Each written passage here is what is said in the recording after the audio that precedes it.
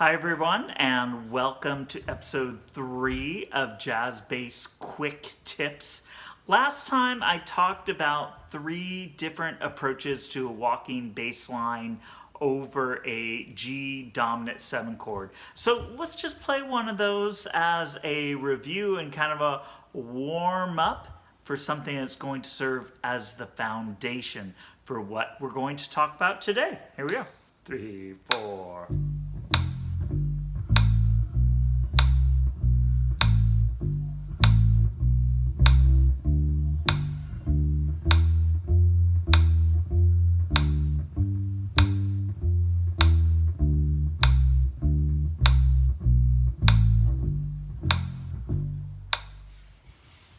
This time around, we're going to be looking at some of the harmony and melody options using just that small chunk, that G dominant 7 chord.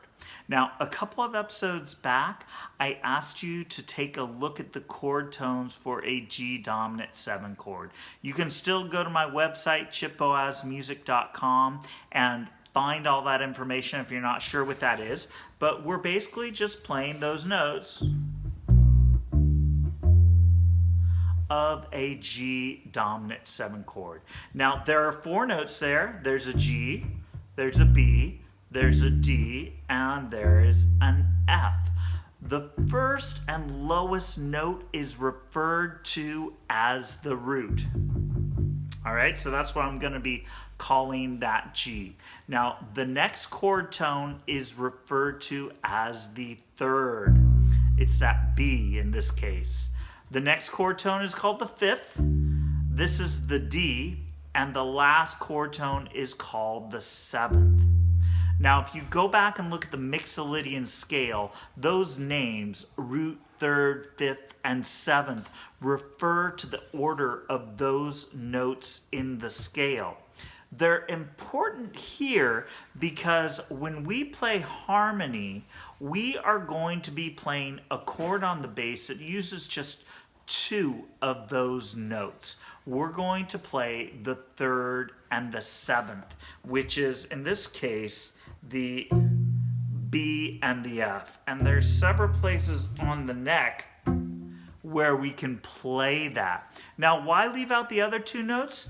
That's because the root and the fifth are the notes that belong to the bass line. You'll find those in the walking bass line, and if you look at bass in any style, that root and the fifth are going to be the core notes. So we're going to take those key notes, the third and the seventh, to play the harmony. They're also really important notes in that the third tells us whether it's a major or minor chord, and the seventh tells us the quality of the 7th chord. Now I'm starting to talk theory, which I will get to a lot later, so no need to dig into it right now. What we need to do is we need to take that little chord that we've got in the different places of the neck, and we need to play some rhythmic patterns with it against the walking bass line to start doing something we call comping. That is what your piano player or guitar player will usually be doing in a jazz context when they're playing chords. We're going to do it on the bass because we're bass players, so why not?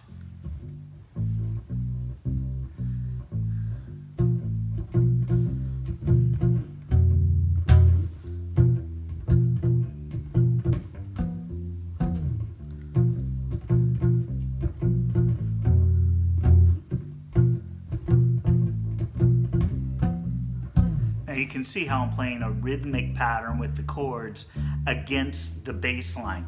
Let's try a different rhythmic pattern and check it out.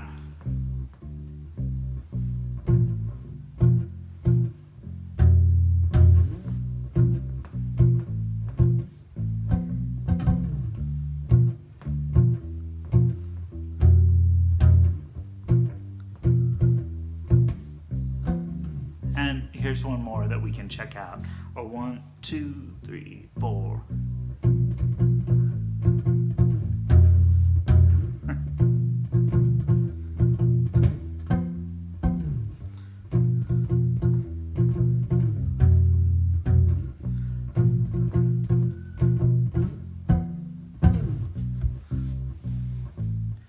Now, it's interesting that we do that because usually the bass doesn't serve that function.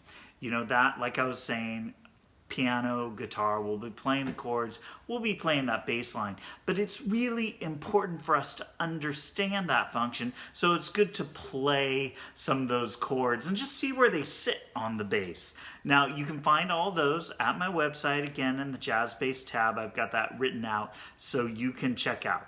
Let's do one more thing, and that is play a little melody above now our chords and bass.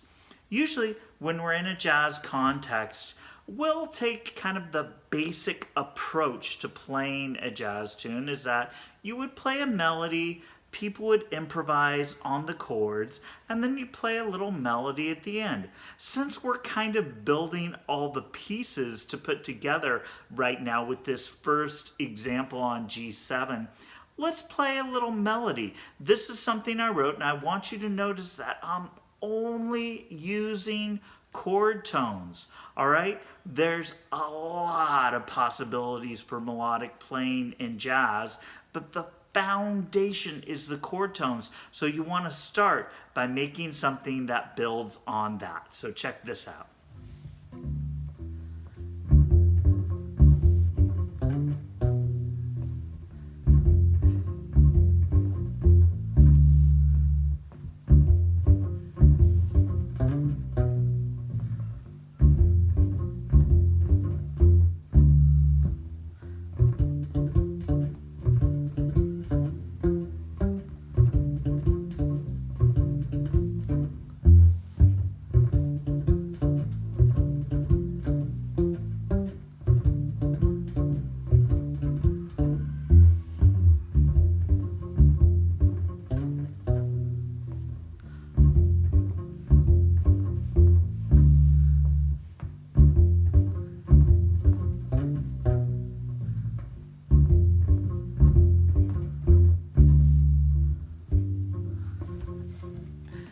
Now you can hear some qualities of good strong melody in there.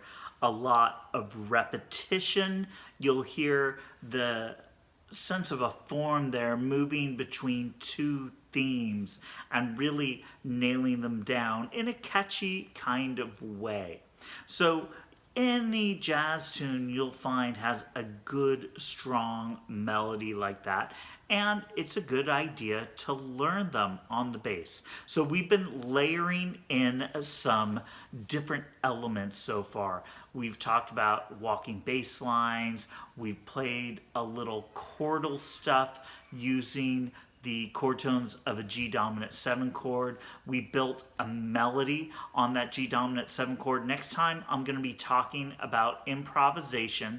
If you haven't learned all the different pieces at this point, go to my website chipboazmusic.com and check out all of the resources under the Jazz Bass tab. You can see now for episode 1, episode 2, and episode 3, I have resources that you can download and check out to learn this material.